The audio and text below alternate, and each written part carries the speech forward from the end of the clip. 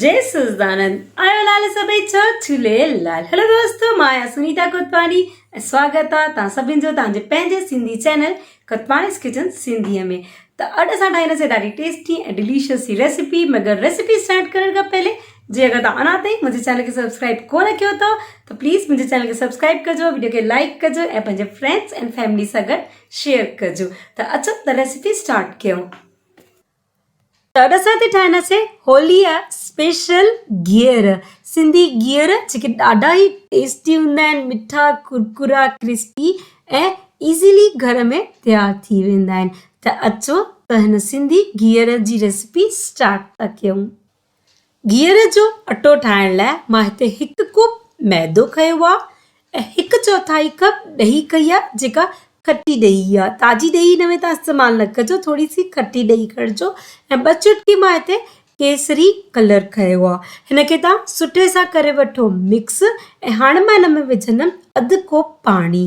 बसि हिन में 1/2 कोप पाणी जेको हूंदो आहे न पर्याप्त हूंदो आहे। ऐं सुठे सां तव्हां हिनखे मिक्स करे वठो ताकी हिन में कंहिं बि प्रकार जी काई बि गुठली न हुजे, लम्स न हुजनि।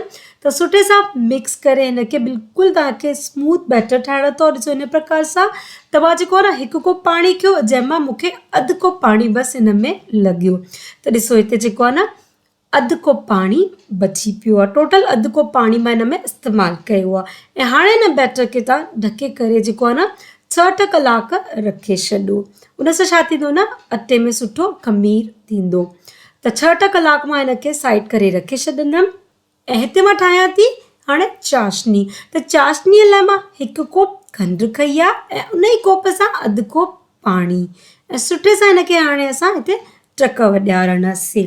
हिन चाशनी में वधीक तव्हांखे 2 तार 3 तार न, बसि थोरो सो टक ॾियारे थोरी सी चिपचिपी थिक सी चाशनी तव्हांखे तयारु करणी अथव।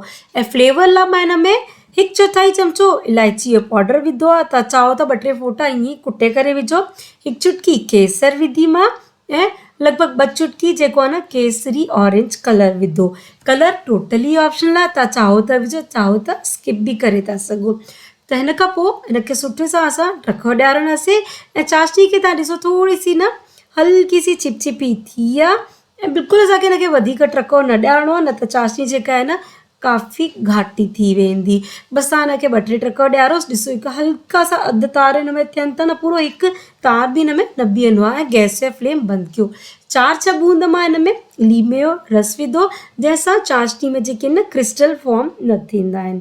ऐं हाणे हिन बैटर खे ॾिसी था वठूं त 8 घंटे खां पोइ हिन बैटर में जेको आहे न सुठो खमीर अची वियो आहे। ऐं हाणे मां हिन में विझंदमि 2 चुटकी सोडा।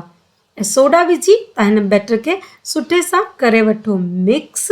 ऐं हुन खां पोइ तव्हां ॾिसो हिन प्रकार सां जेका पाइपिंग बैग ईंदी आहे न, जे अगरि तव्हां वटि इहा अवेलेबल आहे त सुठी ॻाल्हि आहे। जे अवेलेबल कान्हे का त खीर जी थैली या लूण जी थैली जीअं हूंदी आहे न प्लास्टिक जी, उनखे सुठे सां वॉश करे हीअं कटे वठो। ऐं हाणे हिन थैली खे तव्हां विझो कंहिं ग्लास में हिन प्रकार सां। ऐं हिन में हिन गिहरनि जो अटो तव्हां विझो।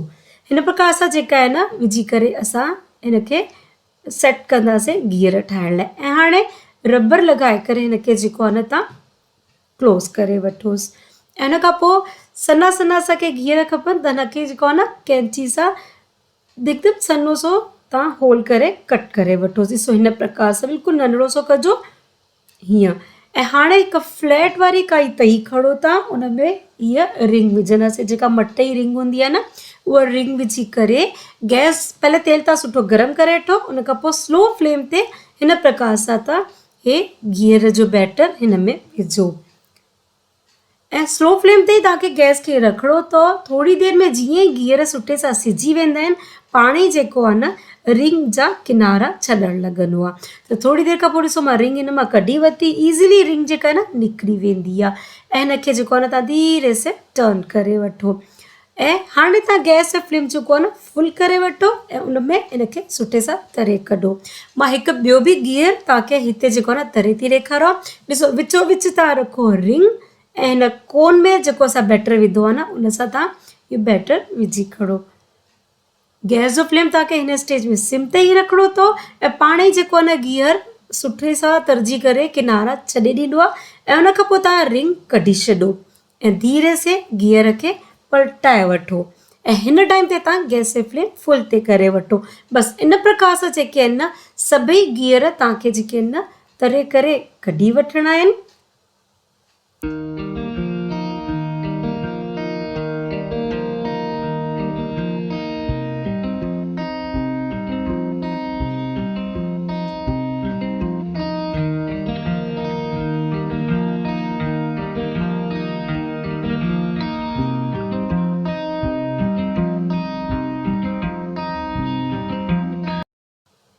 ऐं हाणे गिहर खे मां विझंदमि हिन चाशनी में। त हिन प्रकार सां तव्हां गिहर विझो ऐं हुनखे जेको आहे न तव्हां धीरे से टर्न करे वठो। थोरो सो ध्यान सां कजो छो जो त हे गिहर भुरणा जल्दी आहिनि। त हिन प्रकार सां हिनखे चाशनी में असां विझी करे कढी वठंदासीं। हिकिड़ो ॿियो बि मां गिहर तव्हांखे विझी थी ॾेखारियां। ॾिसो हिन प्रकार सां तव्हां विझो ऐं हिनखे टर्न करे वठो। ज़्यादा देरि असां हिनखे चाशनी में न छॾंदासीं। बसि चाशनी में तव्हां 2 दफ़ा सुठे सां पलटाए वठो ताकी चाशनी जेका आहे न पूरी सुठे सां गिहर ऑब्ज़र्व करे वठे ऐं उन खां पोइ तव्हां हिनखे चाशनी मां कढी वठो। ऐं उन खां पोइ चाहो त तव्हां डायरेक्टली ईअं बि खाए था सघो, चाहो त हिन जे मथां थोरो सो ड्राई फ्रूट या चांदीअ वर्क वग़ैरह लॻाए था सघो। त मां हिते बारीक कटियल जेके आहिनि न पिस्ता उहे विधा आहिनि गार्निशिंग पर्पस लाइ ऐं थोरो सो चांदीअ वर्क। टोटली ऑप्शनल आहे, चाहो त विझो चाहो त न विझो। बसि तयारु आहिनि असांजा सिंधी गिहर जेके तमामु ई टेस्टी ठहंदा आहिनि, क्रिस्पी करारा रसीला ज़बरदस्ती। त फ्रेंड्स कीअं लॻियो तव्हांखे मुंहिंजी अॼु जी रेसिपी ॿुधाए अचो। ऐं जे अगरि तव्हां मुंहिंजे चैनल ते पहिरियों दफ़ो आया आहियो त प्लीज़ मुंहिंजे चैनल खे ज़रूरु सब्सक्राइब कजो, वीडियो खे लाइक कजो ऐं वीडियो खे पंहिंजे फ्रेंड्स एंड फैमिली सां गॾु शेयर कजो। त जल्दी मिलूं था हिकु नई रेसिपी सां। तेसिताईं जय सुजाना, जय झूलेलाल।